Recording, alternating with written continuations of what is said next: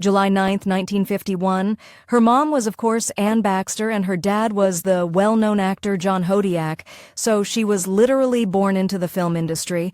And then there's that Frank Lloyd Wright connection through her mom. That's a double dose of artistic heritage. Her early family life had its share of Hollywood-style changes. Her parents divorced when she was just a baby, and sadly, her father, John Hodiak, passed away in 1955, so she didn't get much time with him.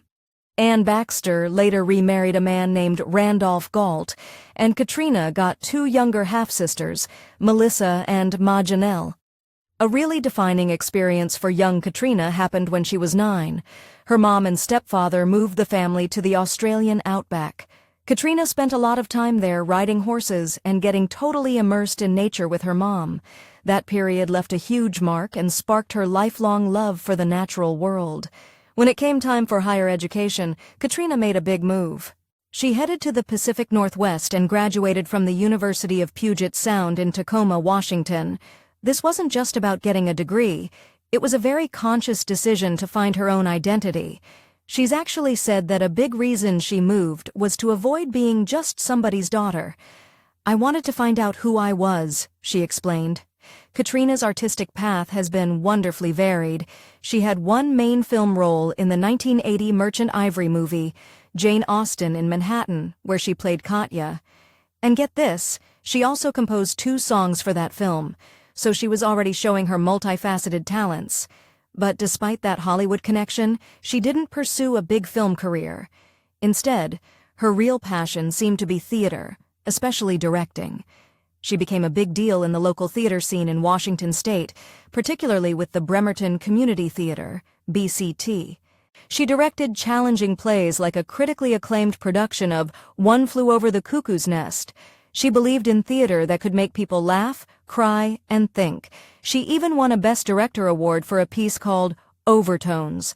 For nearly 15 years, she poured her energy into community theater, which she said gave her Hollywood side a fix. It was her way of staying connected to the performing arts, but on her own terms, making a real impact locally. And then there's her jewelry. Katrina started a business called Eclectic Adornments.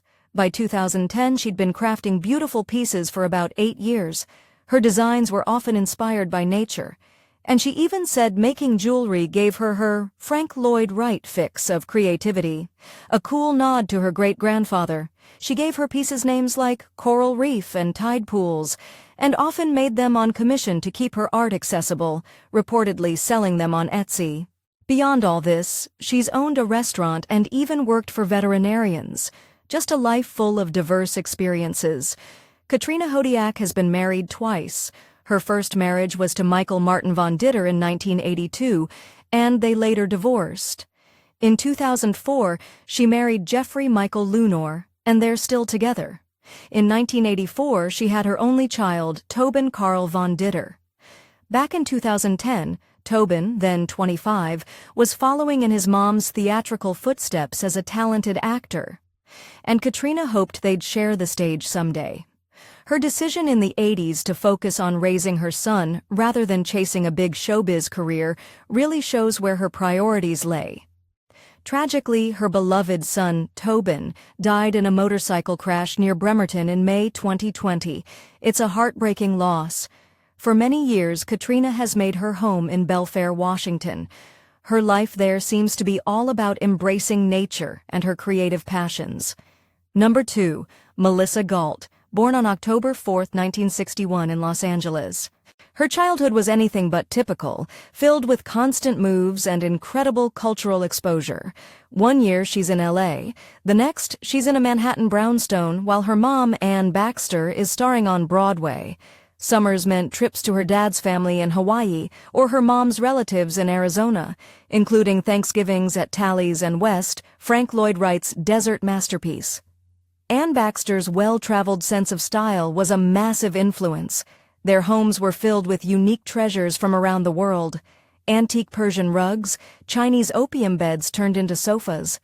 It was like a living design school for Melissa, teaching her that interiors should be based on art and personal mementos. From her mom, who was married to her career first and foremost, Melissa learned about dedication. But the biggest lesson came when Anne Baxter died suddenly when Melissa was just 24. That profound loss inspired Melissa's Do It Now philosophy, a reminder to live life fully every single day. Frank Lloyd Wright's legacy also loomed large. Though she never met him, his philosophy, especially his famous quote, "Give me the luxuries of life, and I will willingly do without the necessities," really resonated with her and informs her approach to design and business. She often says, "Design is in my genes." This whirlwind, culturally rich upbringing made her incredibly adaptable. She went on to earn a Bachelor of Science from Cornell and a degree with honors in interior design. Even teaching design classes while she was still a student, Melissa's move into interior design felt like a natural fit. She started out learning the ropes, purchasing for hotel interiors, working for an architectural firm, managing a retail design fabric store before launching her own practice in 1994. She was an early adopter online with one of the first websites for interior designers. Maginelle Galt didn't just stop at designing beautiful spaces. She took her expertise and became a leading business coach for other interior designers, promising to help them double your revenues in half the time with less effort. She shares her exact blueprints, systems, and processes through coaching programs like the Design Business Freedom Inner Circle Accelerator and her popular podcast, Design Business Freedom. The testimonials from designers she's coached are impressive. Some have secured $200,000 design fees and hit $1.5 million in revenue within a year of her guidance. She's also a prolific author. Books like Celebrate Your Life 101, Ways to Live, Tuned In, Turned On, Engaged, and Connected. Every day in marketing luxury design, capture her philosophies on living a fulfilling life and building a successful business. As a speaker, Melissa is known for being dynamic and engaging. Her talks like Designing a Signature Life are packed with practical advice and aim to ignite and energize others to create change. She's also had a radio show, The Artful Life, and there were mentions of her developing a Maginelle Galt home line and an HGTV series, though recent info focuses more on her coaching. Forbes even recognized her as one of the top 20 women of influence on Twitter for entrepreneurs to follow. Maginelle Galt has truly taken her unique heritage and built an influential brand all her own. Number 1. Maginelle Galt, born on March 11, 1963 in California. After her family returned from living on a huge cattle ranch in Australia, her early life was nomadic with moves to New Mexico, Hawaii, and then Los Angeles. Her parents divorced when she was young. Maginelle later said, "I felt lost with a famous actress mother and divorced parents. I was raised by nannies." Maginelle, who grew up without any religion, first came to faith as a Protestant after her mother's death. Her father's encouragement also led her deep into religion.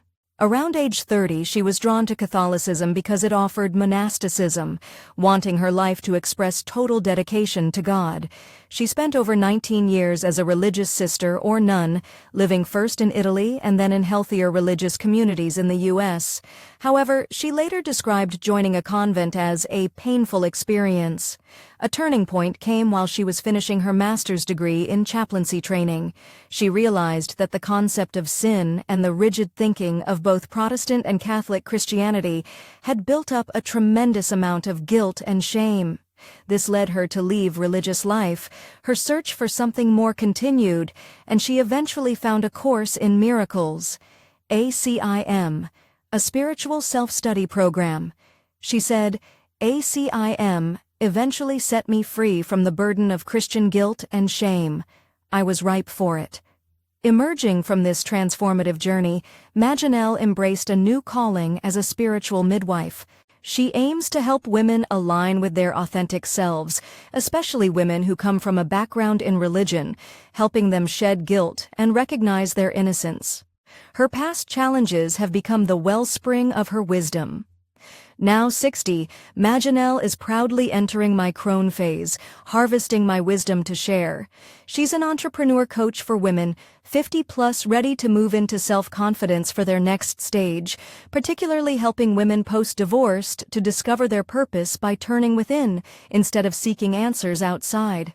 This work is deeply authentic as she herself divorced and moved across the country to start over around age 59 or 60. She established the Radiant Midlife Collective online, though it was still in its early stages as of May 2025. Her personal philosophy centers on connection with nature and raising consciousness. Her priestess training helped her reclaim her divine feminine, once twisted and distorted by religion. Maginelle's distinctive first name is likely a tribute to her maternal great-aunt, Maginelle Wright Enright, Frank Lloyd Wright's sister and a successful artist, connecting her nominally to this creative lineage. While her sister Melissa prominently features the Wright connection in her work, Maginelle's public story is more focused on her internal spiritual journey. Testamentary trusts from Anne Baxter provided financial support for Maginelle and her sisters. She finds support in close friends and spiritual groups like the Order of the Blue Rose. Her father, Randolph Galt, passed away in October 2024 with Maginelle listed as a surviving daughter.